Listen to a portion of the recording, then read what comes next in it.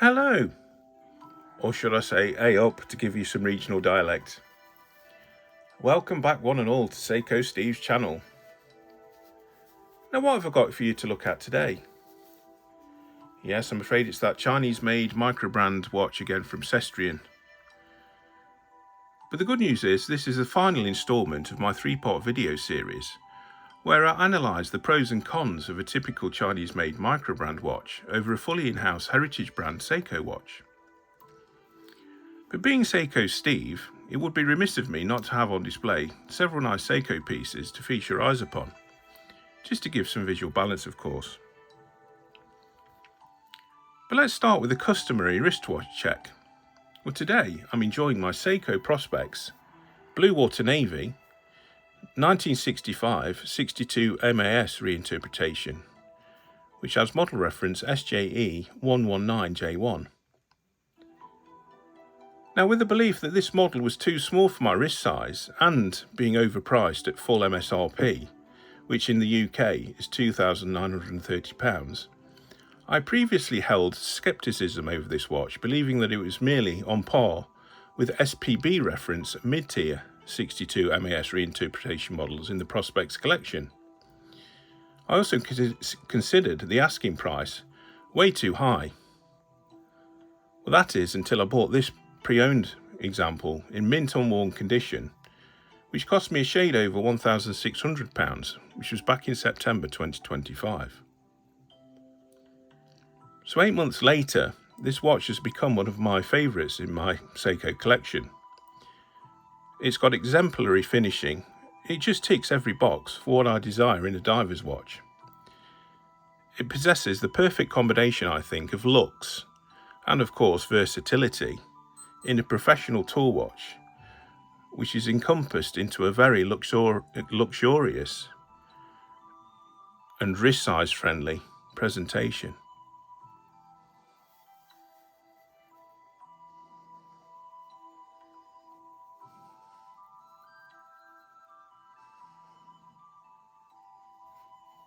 Anyway, on with the video. So in this final video presentation in this series, I'll disclose my final thoughts and opinions on this Sestrian Pro Dive series watch, compared to this, which is my Seiko Prospects King Samurai Save the Ocean Special Edition Manta Ray, which is model reference SRPE 33K1. Now I believe this entry-level Prospects diver has similar credentials and specifications that favourably compare to those on this Sestrian diver, or Pro Diver, which are predominantly being sapphire crystals and of course ceramic bezel inserts. So where do these watches currently sit in terms of scores?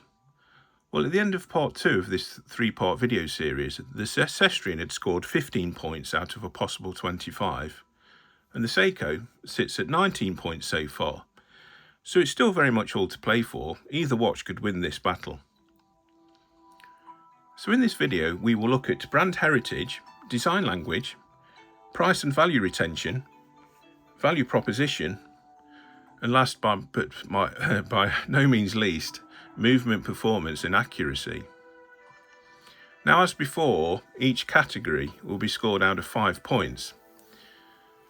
So with 5 categories covered in the previous video and 5 in this video, the final scores will be out of 50 points. Now the scores will be based solely on my opinions gained from my hands-on ownership experience. So they are nonetheless subjective, and you may not agree with me. And of course, that's absolutely fine. This is just one person's opinion. But nevertheless, let's get straight into it and compare brand heritage. This category shouldn't take too long. Now, Sestrian only came to the market in 2022, so the brand is only around 4 years old at the time of filming this. And the brand was created by the owner of Watch Nation, which is a brick and mortar store, a brick and mortar watch retailer, I should say, which is based in Chester, in the United Kingdom. And they are fully transparent in confirming that all their watches in the Sestrian line are made in China. But they also say they're designed in London with input from a notable design house. Now, whilst there's little brand heritage to speak of, Sestrian is a brave venture, I think, producing and selling value-focused Chinese-made watches in an already very flooded market. So being a relatively new brand, heritage can only really be gained over time and from significance and success. Success they may have, but of course they've not been around long enough really to gain any significance, and heritage of course. Now that may not be important to you, but for me personally, my preference is to buy into a brand, not just the product. Now others may just be glad to buy a well-specified watch at a bargain price, purely for the value proposition, and that's fine. But that's not me. So with all that said, there is little to no Sestrian brand heritage to speak of. As such, I score the Sestrian a generous 2 points out of 5 for brand heritage, purely based on the established business behind the brand.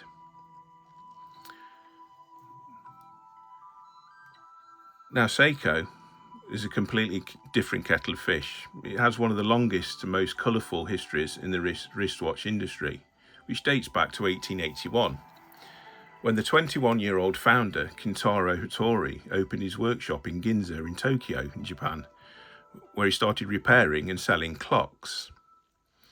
A year later, 11 years later, I should say, in 1892, he founded the Seiko factory. Now, Seiko in Seiko means exquisite or success, whilst the sha means house. So Seiko essentially means in Japanese exquisite or success house. Now, ever since Seiko's produced unique and popular designs, pushing the revolutionary boundaries ever forward in the brand's vision of achieving excellence in everything they do. As a point of note, Seiko invented quartz technology, which essentially brought the Swiss watch industry to its knees in the early 1970s. The brand also invented spring drive. Yes, it was Seiko that invented spring drive, not Grand Seiko. And this took 25 years in development. Now this is an ultra-accurate hybrid caliber that uses quartz technology for accuracy, but it's driven by a mechanical mainspring. So it's fair to say Seiko is completely unique in the watch industry. Not only are they fully vertically integrated, they also manufacture robust and reliable watches at all price points and within all tiers, up to horology levels. There are so many notable landmarks in Seiko's rich and successful legacy. I can't score the brand any less than a maximum of 5 out of 5 points for brand heritage. Now moving on to design language, I think this is another category that shouldn't take too long to score. The Sestrian ProDive model takes many design cues from a number of watch models and manufacturers. Now, whilst it is not a direct homage of any one single brand or watch model, it encompasses many features that either copy or closely reinterpret features from various makes and models, both past and present. Now, take the bracelet. As you can see, it's a 5-link design, and if you look at images of this particular watch I'm going to mention, it does closely mimic the Jubilee-style bracelet on the Tudor Black Bay. And of course, some Rolex models, being a Jubilee bracelet was a Rolex design initially. And indeed, of course, the Seiko SKX and more latterly the SSK GMT models. I think the point here being is, this is not a unique bracelet design. Now the crown guards appear almost identical to those on the IWC Engineer. Now sadly I don't have the technical skills and ability to, at this stage, to pop pictures up of the watch I'm talking about. But if you can visualise these crown guards here on this case, and if you care to, just quickly Google an image of the IWC Engineer, I think you'll see what I'm talking about. These crown guards are almost identical. Now moving on to the case design. If I just slide this on my wrist carefully. Now hopefully this demonstrates. Now there's a physical difference in case size, of course. the Sestrian closely mimics, I should say, or even copies, minus of course the crown guards, Seiko's 62 MAS case design. Same case profile with the chamfers on the side, same lug size, lug profile, all very, very similar.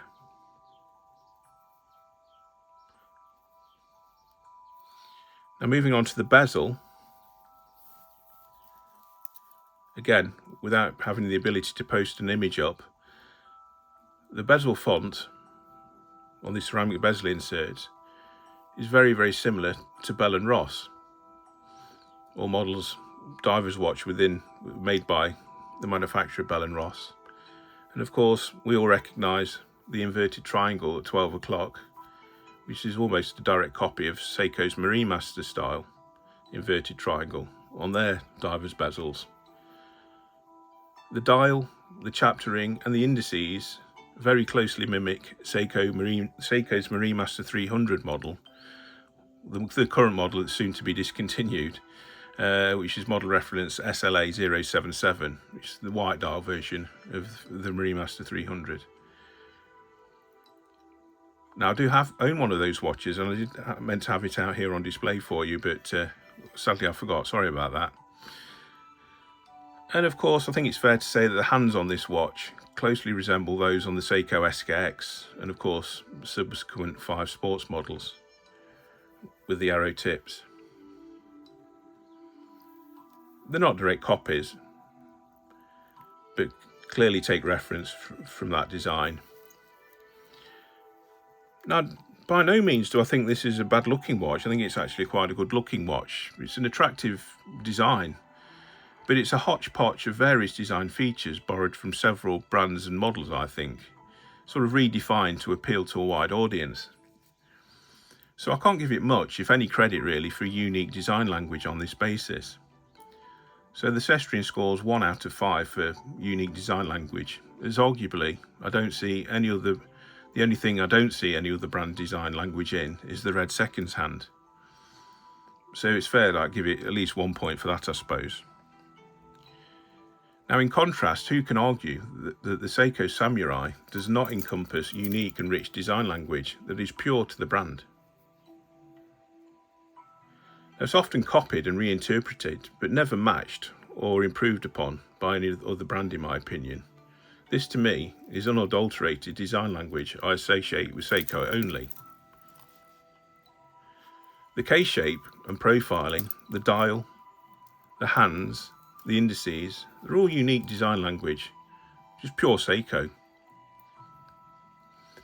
Now I get that this is a bold presentation that may not be universally loved by everybody. There are some quirky features on this watch, such as the high polish cutout on the left case size, for example.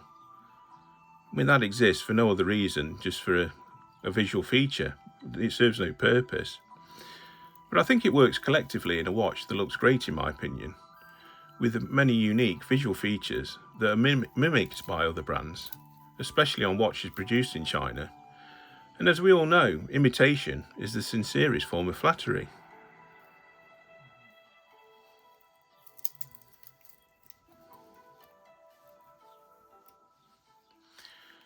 So, onto the scores. For unique design language, I really can't score the Seiko any less than a full 5 out of 5 points. So let's now discuss price and value proposition. Now, from a specification only perspective, the Sestrian should score highly in this round.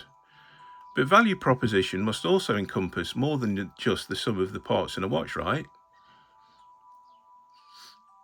Anyway, backed by a well-established and successful brick-and-mortar watch retailer, Sestrian has solid foundations to build the brand upon, with a UK-based customer support team and service centre. The people behind Sestrian are passionate about the brand, and they are building their brand based on cutting out the middleman and selling their watches direct to the consumer. They also say that they listen to their customers for product development and they rely on word of mouth and customer feedback in lieu of spending vast sums on expensive marketing to promote their watches. So I think this is a sound business model which should allow Sestrian security and longevity in this very competitive wristwatch industry. Now, in terms of price, at full retail, this ProDive series currently is available for £160 in the UK, and that includes next day delivery and a 2-year manufacturer's backed warranty. Now, the brand offers a 10% discount, which is, well, introductory discount, I should say, which brings the price of this watch down to £144 all in. That's the price I paid. So I can't really score the Sestrian down at all for the value proposition. It gets the full 5 points out of 5. The King Samurai, now that's a current model in the Prospects line. It sits at the entry level of the collection. But even so, at full retail, this watch costs £560 in the UK, which includes next day delivery and a 3-year manufacturer's backed guarantee. Now, I picked my example up brand new from a reputable Seiko, authorised Seiko dealer for £450 all in. So it was discounted. There's always discounts to be had if you look. Now, there are a few QC shortcomings, and aside the stamped clasp and divers extension, the specifications really are on point. This is still a good value watch in my opinion, one that's markedly better finished than the Sestrian, and one that has an epic dial that I'd expect to find in a much higher value timepiece. So the prices I paid for both these watches, the Seiko is a little more than 3 times the price of the Sestrian. But is the Seiko 3 times a better watch than the Sestrian? Perhaps not. But it's a fully in-house made watch from a significant heritage brand, and all the gravitas that comes with that. Now, I'd happily pay the full retail price for this watch. To me, it's worthy of that price. But compared to the Sestrian, it doesn't quite offer so much bang for your buck. So I score the Seiko 3 out of 5 for price and value proposition. Now, the penultimate category I'd like to talk about is value retention. Now, the Sestrian brand has been around for only 4 years, and the current ProDive series model, this being one of them, has only been around since February this year. So with little history to consider, it's hard really to estimate value retention on this watch. So what I've done, I've checked to see sold Sestrian watches on the platform eBay, and I found that they are selling from anywhere between £53 and £94, including delivery. That's actually sold prices for various Sestrian pre-owned models. So that works out as a value retention between 37% and 65% of the price I paid for my ProDiver. So that averages out at around 51% for value retention. Now, using the same methodology, using eBay's sold data, King Samurai models are selling from anywhere between £209 and £297 in the UK, which also includes delivery. Now, that's value retention between 46% and 66% of the price I paid for my King Samurai new. So that averages out around 56%, so slightly higher than the Sestrian. But in terms of selling either watch, I suspect there will be an infinitely bigger audience looking for a pre-owned Seiko watch than there will be looking for a pre-owned Sestrian watch. They're cheap enough to buy new without searching for a cheaper pre-owned example, I think. So taking sold value percentages and ease of selling into account, I score the Sestrian 2 points out of 5 for value retention, and the Seiko gets a more solid 3 out of 5 for value retention, which I think is fair and reasonable. So last up but not least, let's look at movement performance and accuracy. Now, just do a little bit of housekeeping here so I can make some space for my Timegrapher, and we'll see how these watches perform, which I think will be quite interesting.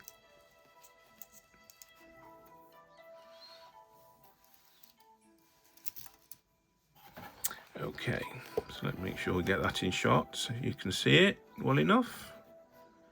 Okay, oops.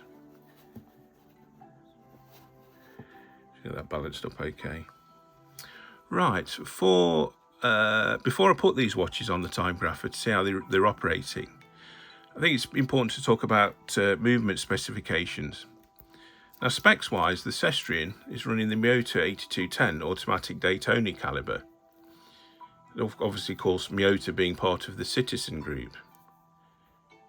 Now, specs-wise, it has 21 joules. It beats at 21,600 vibrations per hour, or 3 Hertz. It has a power reserve rating of anything between 40 to 45 hours, and the specified accuracy is between -20 and plus 40 seconds per day. So that's a 60-second tolerance. Now, as we know, the Seiko King Samurai runs the fully in-house Seiko 4R35 date-only caliber. Now, this has a higher joule count at 24 than the Miyota, but it also beats at 21,600 vibrations per hour, 3 Hertz. The power reserve is around 42 hours, and specified accuracy is between -35 to plus 45 seconds per day. So that's an 80-second tolerance, so 20 seconds wider than the Miyota movement. Now, whilst the Miyota has a tighter accuracy variation than Seiko's 4R35 caliber, the Seiko has a higher joule count. So you could argue that it's a better made movement, or certainly have better longevity. Whereas all other specifications are more or less the same, so I can't really pick a winner out of these two respected workhorse movements on just specs alone.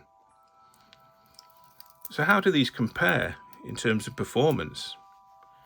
I think this will be an interesting one, as I've genuinely never before placed these watches on my Timegrapher. But as it takes a little while for the numbers to settle down after each reading, I'll round them up or down as a mean average. So we'll start with the Sestrian. Now, before I start, I should tell you both watches are fully wound, or they were of sort of 30 minutes or so ago. So we should see fair comparisons on accuracy, amplitude, and of course beat error. The Miyota 8210 has a lift angle of 49 degrees. So let's change that. So we get accurate numbers, 49 degrees. Now what I'm going to do for this performance check is test these watches in 3 positions. I'm going to start with dial up.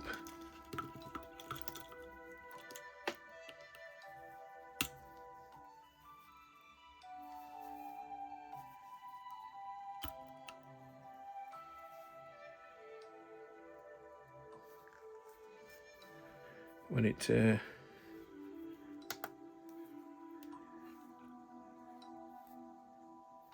try this again. This is not quite picking up a clean signal yet. That looks better. So as I say, I'm going to start with do 3 tests. A dial up, I'm going to do 12 down, and I'm also going to do 3 o'clock down.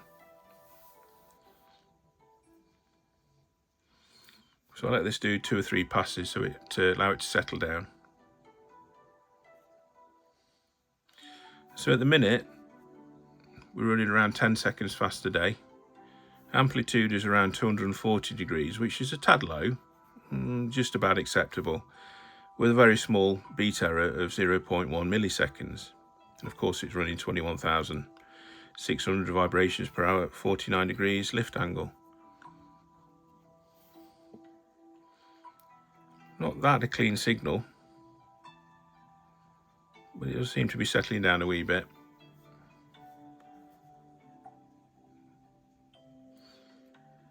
So just let it do one more full pass.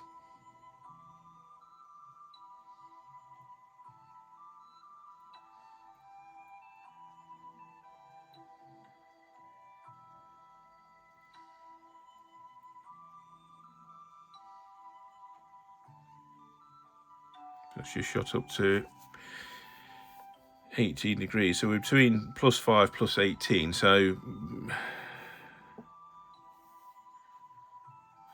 shall we say, a rough average around 10 seconds a day fast and around 240 degrees amplitude with a 0.1 millisecond beat error. So let's try then 12 o'clock down. Start a new.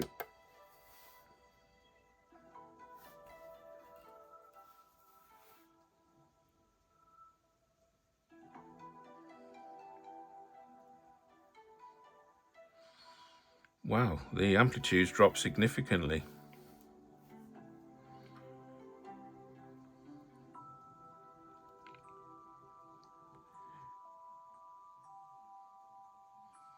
So let it do a couple of full passes just so it settles in.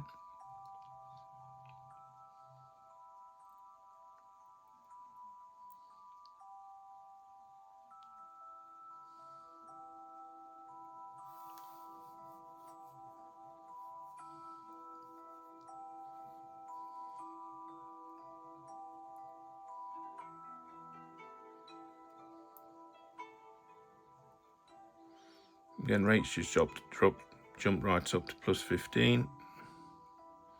Amplitude's really low.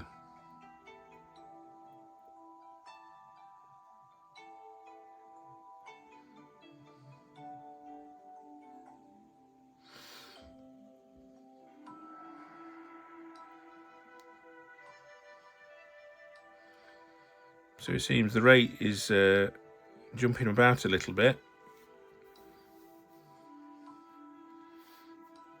Anything between 5 and 15. So again, it's around, let's say it's around 10 seconds a day.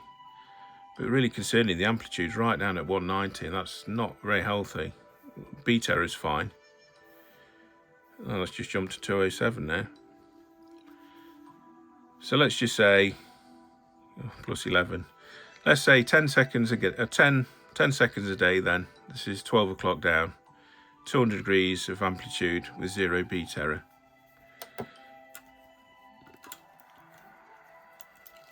Right, let's try 3 o'clock. 3 o'clock down. Now this, of course, is probably the most common position that you'd wear your watch, on your left wrist with your arm down by your side. So let's see how that performs.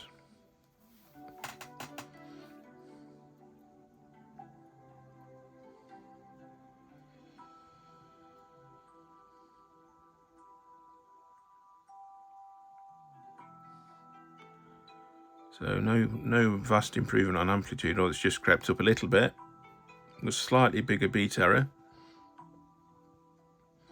but nothing of due concern. And rates sort of holding around plus 12 at the moment. Beat error has just dropped 1 millisecond.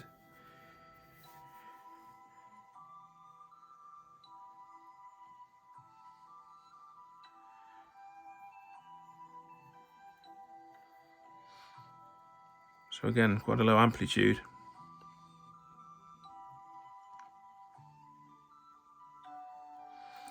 So we're sort of leveling out really about plus 10, plus 15 seconds a day fast. Amplitude of around 200 degrees with a 0.1 millisecond beat error. So it's fair to say positional accuracy variation range for this estuarine is good, only around sort of 5 seconds or so. But the average amplitude is only around 220 degrees, which is really lower than I'm comfortable with. The beat error is fine, just a little off around 1.1 milliseconds, so that's not concerning, but that's a really low amplitude, which doesn't, to me, suggest that this is a particularly healthy movement.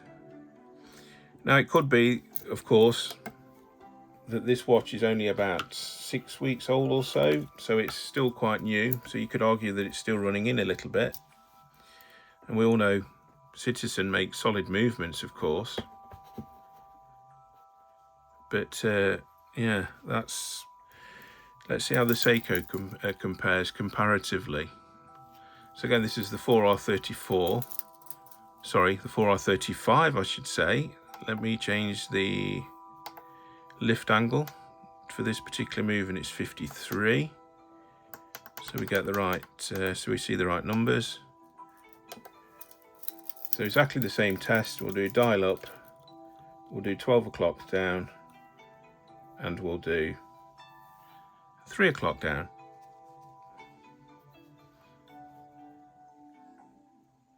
Now straight away, it's a cleaner signal. There's no snow. But again, we'll let it do 2 or 3 passes.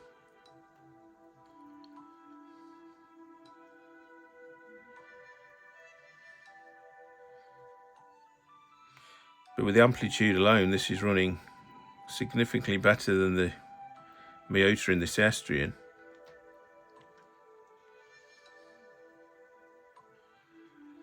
That's a really healthy amplitude at 292. So what, 0 milliseconds of beat error, and the rate seems to be averaging out around 15 seconds a day. Sort of fairly consistent.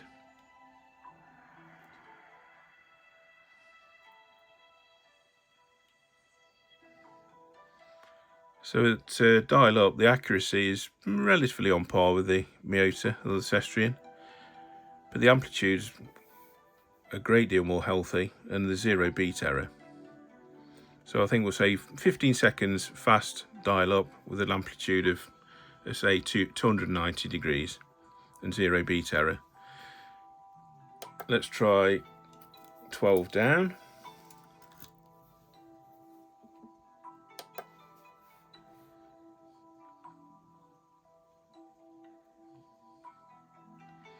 Again, let it do 2 or 3 passes.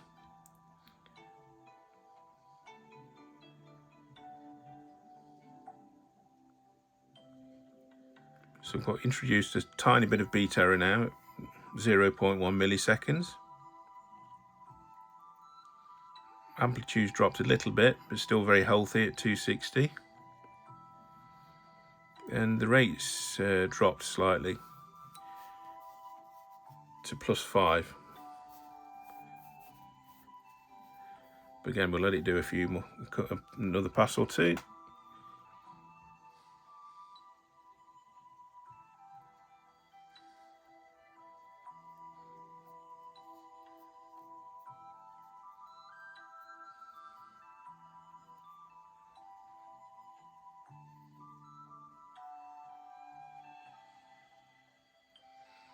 Yeah, nice clean signal. So amplitude settling down around 260 degrees. A tiny bit of beat error, 0.1 milliseconds, and we're sort of ticking along there between +6, +10 a day. So again, very credible numbers. So that's at 12 o'clock down. So let's see how this watch performs in the most common position with the watch being worn at 3 o'clock down. Oops.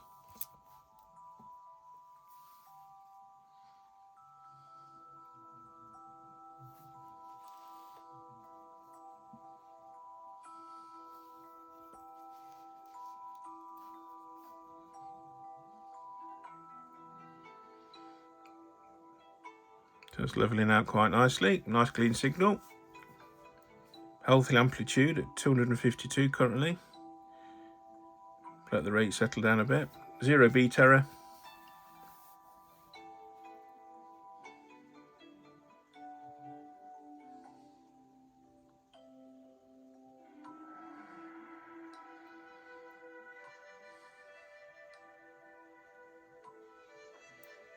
Quite an impressive set of numbers. So we rate anything between sort of +2. What's the lowest to see there? About -1. So we're around about averaging 0.1 second a day fast. Just up to +3. 250 degrees of amplitude, which is very healthy, as I say, and 0 beat error.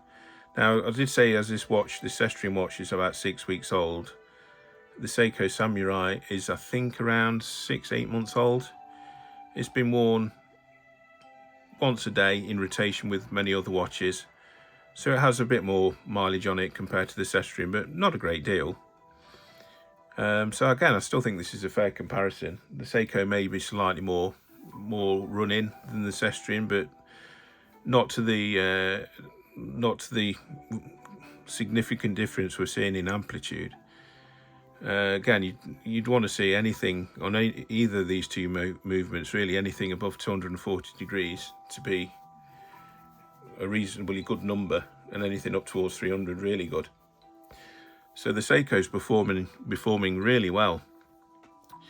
So the positional accuracy variation for the Seiko is higher than the Miyota, but there again, the specified tolerance is higher than the Miyota, of course. Average amplitude is sitting around about 260 degrees, which is a very healthy number. And of course the beat error, as we've seen it is worse, is off by just 0.1 milliseconds. So I think, considering the tighter accuracy specification of the Miyota movement, I score the Sestrian 3 out of 5. It's really down to its low amplitude, which is concerning in terms of how long this watch will stay running accurately for.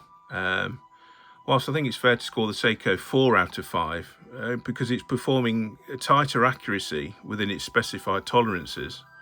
And of course, as we've seen, it's got a much healthier amplitude. So what does that do to the final scores? Well, the Sestrian ends up with 28 points out of 50, so that's 56% overall, whereas the Seiko scores 39 points out of 50, which is 78%. So we do have a clear winner here. The Seiko wins by 11 points overall. Now, whilst the Sestrian is a good watch, especially for the price, all it gives you really is its good specifications. There's no real soul, there's no heritage, there's no real unique design language as we've discussed. Brand desirability, well, you can make your own decision on that, but is there any? So there's no real gravitas or recognition for this watch. It ticks the boxes for the purpose of a wristwatch, i.e. it's solid, it tells the time accurately enough. How long it will do that for is anyone's guess. It's not a bad looking watch, and it scores highly on specifications. But do I recommend not buying one, or any other Chinese Microbrand watch for that matter? No, not at all. It's your money, you take your choice. But would I personally buy another Chinese Microbrand watch? Well, from my experience, highly unlikely. This watch just leaves me cold, unfortunately. So it just doesn't excite me. It doesn't give me any desirability to go out and buy another of any other brand. Whereas the Seiko, or Seiko watches in general, I should say, put that back up so you can see it again. Move that out of the way. Seiko watches, as I say, and this one in particular, they just come as a bigger and better package. Yes, there's some shortfalls. It'd be wrong and naive of me to deny this. Specs don't always compete with the market, for example. But when you encompass the brand heritage, the unique design language, again on this watch, the exemplary dial, the case and bracelet finishing, the robustness, as has been proven for Seiko's track record, of course brand recognition, the gravitas that comes with that, plus the complete vertical integration of the brand, with all their watches being researched, designed, developed and produced fully in-house. As we know, as I mentioned, all their watches are robust at all price points, which start from the Seiko Essentials line, the entry level, you know, £100, £200, right up to the high end, tens of thousands of pounds or dollars watches, right up into the upper echelons of wristwatches. Seiko are, in my opinion, unrivaled, and I personally just love what they do. They are market leading and unique in the industry. I think that's fair to say. So anyway, that's it. I hope you enjoyed this 3-part series of videos exploring the hot topic of Chinese microbrand watches that's flooding the market right now, and of course whether they make sense for a credible purchase if you're a watch enthusiast or collector. Me personally, I'll continue to enjoy my Seiko watches. They're all the watch and brand I could ever wish for, really. I just no longer hold any intrigue over Chinese spec heavy watches. I think they're just disposable consumerism objects fulfilling short-term retail therapy appetites, which is unlike Seiko watches. I doubt anyone will be wearing any Chinese microbrand watch in years to come. Watches that will be either thrown away or put in a drawer to collect dust and be forgotten about when the owner becomes bored of it, or they buy something else to fulfill their consumerism itch. Now, with all that said, my Seiko collection currently sits at 53 models, which encompasses vintage, entry-level, mid to high-end. So if you are enjoying my content, there will be a lot more to come. So please feel free to subscribe. And if there are any watches you'd like me to showcase on my channel, please let me know in the comments section. I read all comments and I reply to most. So as always, be kind to each other and enjoy your watches, because that's all they are. They're just fun wristwatches. But thanks for watching, especially if you made it to the end. And until the next one, take care and bye.